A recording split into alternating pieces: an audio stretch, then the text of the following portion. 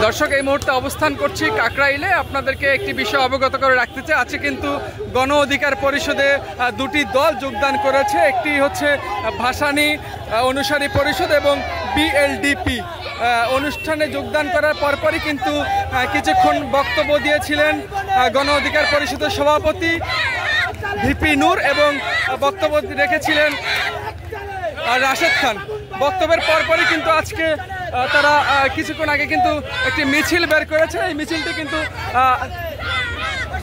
Institute of diploma engineers অর্থাৎ IDEB থেকে শুরু করে গণ অধিকার পরিষদের যে প্রধান কার্যালয় আছে সেই কার্যালয় অভিমুখে কিন্তু তারা যাত্রা শুরু করেছেন। অসংখ্য নেতাকর্মী কিন্তু আজকে এই অনুষ্ঠানে যোগদান করেছে, অর্থাৎ গণ অধিকার পরিষদের যোগদান করেছেন এবং তারা কিন্তু বলছেন যে আগামী 300 আসনে প্রার্থী দিবে গণ অধিকার পরিষদ, সেই সুবাদে কিন্তু কথা বলছেন তারা।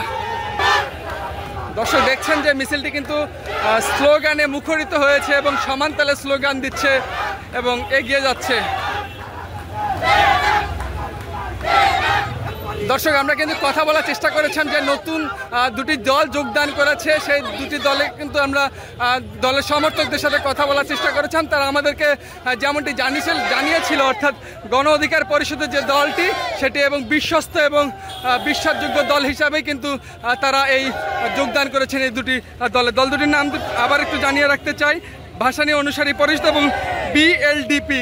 এই দুটি দলই কিন্তু আজকে যোগদান করেছে গণ অধিকার পরিষদের সাথে। আপনাদেরকে আরেকটু জানিয়ে রাখি যে আজকে যোগদান যে কর্মসূচি অনুষ্ঠান ছিল সেই অনুষ্ঠানটি কিন্তু বিকাল 3টা নাগাদ শুরু হয় এবং প্রায় 6টার সময় শেষ হয়ে যায়।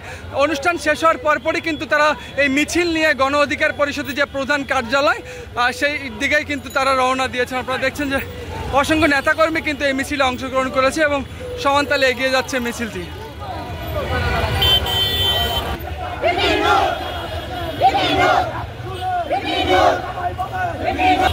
দর্শক গণ অধিকার পরিষদে যে দুটি দল অংশগ্রহণ করেছে সেই দুটি দলের কিন্তু নেতাকর্মীরা প্রথম সারিতে অবস্থান করছেন এবং সমানতালে এগিয়ে যাচ্ছেন। এই মুহূর্তে কিন্তু আমরা অবস্থান করছি বিজয়নগরের সামনে থেকে আপনাদেরকে দেখানোর চেষ্টা করছি।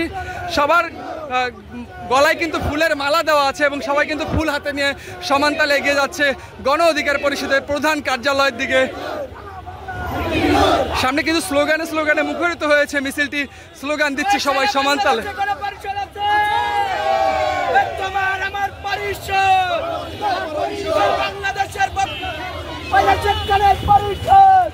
দর্শক কিছুক্ষণের মধ্যে কিন্তু তারা যে দুটি দল অংশগ্রহণ করেছে সেই দুটি দল কিন্তু গণ অধিকার পরিষদের প্রধান কার্যালয়ে পৌঁছে যাবে। অনুষ্ঠানের মধ্যে আজকে ভিপি নূর কিন্তু করিডোর নিয়ে আলোচনা করেছে, যে সরকার যে করিডোর দিচ্ছে সেই বিষয়ে আলোচনা করেছে এবং সেই সাথে কিন্তু যে দুটি নতুন দল আজকে গণ অধিকার পরিষদে যোগদান করেছে সেই নতুন দল দুটির জন্য কিন্তু শুভকামনা জানিয়েছে গণ অধিকার পরিষদের সভাপতি ভিপি নূর।